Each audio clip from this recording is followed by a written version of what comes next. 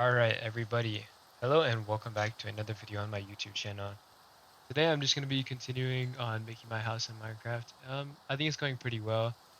I get a pretty decent amount of the back garden done, I guess. And I'm just getting more resources to finish up the rest of the house. Then along with that, I'm going to be reading some more scary stories from Reddit. Without further ado, let's begin. No good deed goes unpunished. I had just gotten off work and it was about 1:30 a.m. My car was running on fumes, so I stopped at a local gas station to fill up. While I was pumping gas, a woman about my age approached me looking nervous and scared. She said that she had been at her boyfriend's house and they had a fight. She walked to the gas station to use the payphone and call a friend to pick her up. On her way to the station, a car pulled up as she was walking, and the guys inside started catcalling her and harassing her. With a slight movement of her head, she indicated a car that was parked off to the side by the gas station dumpsters. She saw a large, light green car, like a Caddy or Lincoln, with at least two or three shadowy figures. She said they threatened her. She was too scared to call her friend and leave. The woman was neat, well dressed, and didn't seem too high or drunk or anything like that. She just seemed really nervous and freaked out, so I didn't even hesitate. I finished pumping my gas and told her stop and hop in my car, and that I'd take her home. At the time, on a weeknight, there was little traffic, so I booked it right out of the gas station and asked her where she lived. She kept twisting around in the seat to see if the car was behind us. And when I asked her to put her seatbelt on, she ignored me and kept looking at the car. I assumed she was just scared. A few blocks down the road, however, I noticed she was looking around the car. She was starting to ask me about money. Where's your purse? Where's your bag? I need money. You need to give me money. My heart sunk.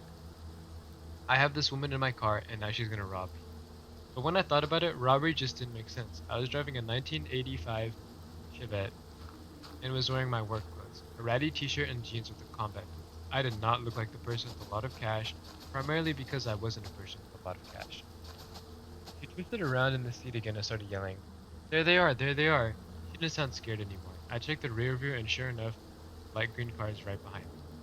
She started cackling and bouncing up and down in the seat. My boys are gonna fuck you up. They're gonna fuck you up, she said. She's laughing like crazy, opening the glove box, looking in the back for a bag or a purse, telling me all the messed up stuff these guys are going to do to me. Now, if I'd just been smart, I would have just driven to the police station. Actually, if I'd been very smart, I would have called the cops from the gas station and waited with her until they arrived.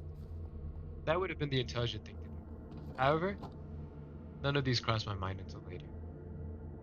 In the moment, I just got really, really, really angry. I realized three key things at once. There was an intersection up ahead with cars on either side waiting on cross, and the light had just turned yellow. I had a spare box cutter that I kept for work in the driver's side door compartment. This crazy lady still hadn't put on her seatbelt. I hesitated. I floored it and passed under the yellow light just as it turned red. I glanced to see if the green car was still behind me, but the cross traffic at the intersection had started to move and they hadn't caught up. The lady started screaming. I slammed on the brakes and she hit the dash windshield with a solid and viciously satisfying crack. When she rebounded to the passenger seat, I had the box cutter in her face and was screaming some serious batshit crazy. I can't remember exactly what I said, but it was along the lines of, get out. Get out right now before I cut your face and make you eat me. The crazy screaming and box cutting combo worked. She grabbed blindly at the handle and popped the door open, and I started shoving and punching her until she tumbled out of the door to the ground. I stomped on the gas, got to the next turn, and squealed around it with the passenger door still open. I made a few more turns because I was afraid that the green car might catch up to me, and after a while I stopped to close the passenger door, and then I cut across town and got on the highway to home. I was on the highway for about 5 minutes before the shake started. I pulled up to the shoulder to calm down and get my stuff together, then head to home. I told my older sister everything that had happened. She wrapped me in a tight bear hug while simultaneously yelling about how stupid I was for not going to the police. I've never been so glad to be yelled at in my entire life.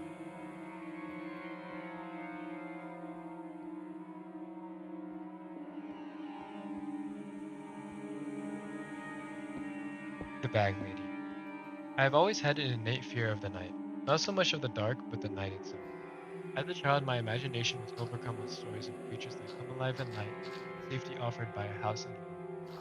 I never had anything to base these fears off of until at night when I decided to go out with a buddy of mine to a baseball game, and I got stuck at the lights at 2 a.m. after dropping him off at home.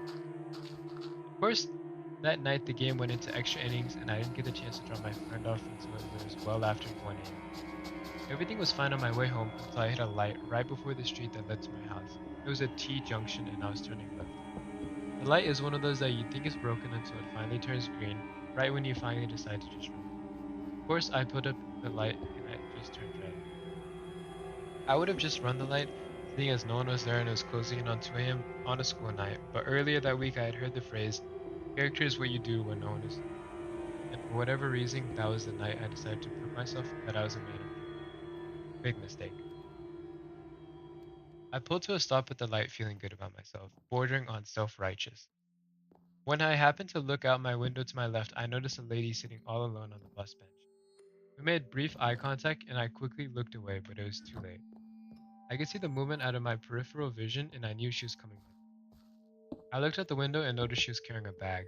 I quickly checked that my doors are locked and all my windows are up. I then moved my right foot above the accelerator just in case I had to brace myself for what was to come. I was hoping it would be an awkward exchange, and I was praying for a quick light change before she reached me, so I could just get out of here. I knew there was a slim chance of that. She walked right up to my window, put her bag down, and began to tap on my window. I nervously looked up at her, and she mentioned to put my window down. I had automatic windows, so I just imagined pushing too hard on the window button and that thing just coming all the way down. I took a deep breath and lightly flicked it with my finger. The window moved microscopically down, but she did not seem to notice or care. She then leaned in and began to talk. She said, my boyfriend beat me up. I have a friend who lives down the street. Can you give me a ride? I just stopped and gave a brief physical description of the bag lady. She was a small, skinny, and of intermediate age. She was either in her mid 20s and had lived a hard 20 plus years on the street, or she was a 60 something year old lady who had lived a moderately hard life on the street. All that to say, just by looking at her, there was no way to verify her story. She looked beat up by life, not just by a boyfriend. There was something about her delivery. It was robotic and seemed practiced like she was disconnected from the moment. That made my skin crawl, and after a brief debate on whether I should do it, I told her that I had to get home and could not give her a ride. After my first refusal, she leaned in closer and said the exact same thing. My boyfriend beat me up. I have a friend who lives down the street. Can you give me a ride? This time I felt more confident, and I declined to give her a ride. And I told her I had a curfew and I had to get home. She leaned in for a third time and began her statement again. My boyfriend beat me? At this point, the lights changed. I slowly lifted my lift off the brake, and I started slowly rolling forward and began muttering an apology. She didn't move. She just looked at the light and then looked at me, leaned in closer, and said 5 words out of context. You made the right choice. Then she picked up her bag and walked away towards the bench. I peeled out of the intersection and cried and screamed all the way home.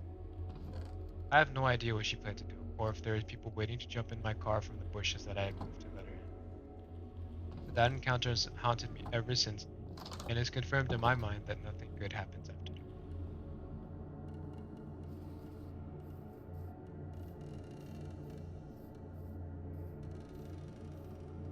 Roommate wanted, female only. Amanda is my brother's girlfriend. At the time of the story, she was looking for her first apartment and moving out from her parents' house. Her and my brother didn't want to move in together since they'd only dated for a few months. She opted instead to search for a roommate online. Browsing Craigslist, she found a title something called Roommate Wanted Female Only. This sort of thing was common because in the area she was looking at, it was mostly young bunch. The listing for the room was in a house for about $225 a month, which was quite cheap compared to that most places list. The occupant listed herself as a 23-year-old college student that wasn't comfortable with living with any males. The other roommate would have their own room and attached bathroom. So far, Amanda was into this place. However, the listing only had a single photo from outside the property. Amanda sent an email wanting to meet the occupant and tour the house. Within 30 minutes, she receives an email back with all the details and times to stop by. The girl worked late hours and Amanda wanted to stop by at 8. When Amanda arrives, there's a handwritten note on the door saying door broken, use the back door. Walking around the house, it looked nice but slightly unkept. Tall grass, weeds, dusty windows, etc. Still no alarms for Amanda though. When she knocked on the back door, an older man opened the door. At first, Amanda thinks she was in the wrong house, but the man reassures her and says the occupant was out and he was alone. The occupant asked to meet Amanda since she was working late. He seemed pleasant and offered to show her around. Alarms start going off but aren't at red yet. First, the guy was clearly in his 40s, unshaven, and looked like he lived in his car. Also, only the kitchen light was on. As they walked around the house, Amanda noticed one huge red flag. No furniture, nothing. The landlord was polite about answering questions but seemed irritable to keep the lights on for too long, rushing her around and only letting her look at rooms she really wanted. There was a single room that the landlord wouldn't open, telling her that it was an occupant's room and that he didn't want to invite her privacy. As they walked down the hallway into the living room, she noticed the front door has a plank nailed across it, broken for sure. Amanda's creepometer instantly started dinging, so she decided to wrap up the walkthrough and leave, but tried to be polite about it. As she's giving the guy her thanks for showing bit, he perks up and states he forgot to show her the basement. It's recently furnished and would be a great rec room, and she should take a look down there. At the time, Amanda and the landlord are standing in the small hallway between the living room and the back kitchen. In this little hallway was the basement door. When he opens the door, it opens outward to create something of a barrier between Amanda and the back door. The basement is pitch black. He motions down the stairs and smiles. Ladies first. What happens next is nothing more than a stroke of luck. Amanda got a text just as some random person parks in front of the house. Thinking on her feet, she pretends it's a phone call and answers it. Hey, are you here? I'll come out from the back and let you in. It's great. I'll let you see it. With a motion of confidence, she excuses herself around the landlord and walks out the back door. She saw the guy look at her like she was confused. Once outside, she sprinted to her car and sped like hell out of there. When Amanda got home, she told her mom and my brother everything. Cops were called, they took her statement, and we went to investigate. The Craigslist post has been removed. Epilogue. The house has been foreclosed over 6 months earlier and the property has been abandoned. When the police investigated, they found that the closed room the landlord didn't want her to look in was where the man had been staying. There's a pile of old, dirty blankets, rotten food, and empty gallon jugs everywhere. More creepy was that he had plastered ripped up pages from Pornomags all over the walls in the room. The really scary part was the basement. The man had tied a thin piece of fishing twine at about shin level across the stairs about halfway down. The basement was empty except for another pile of old blankets, a broom handle wrapped in leather belts, and a small box with a few rolls of assorted tape.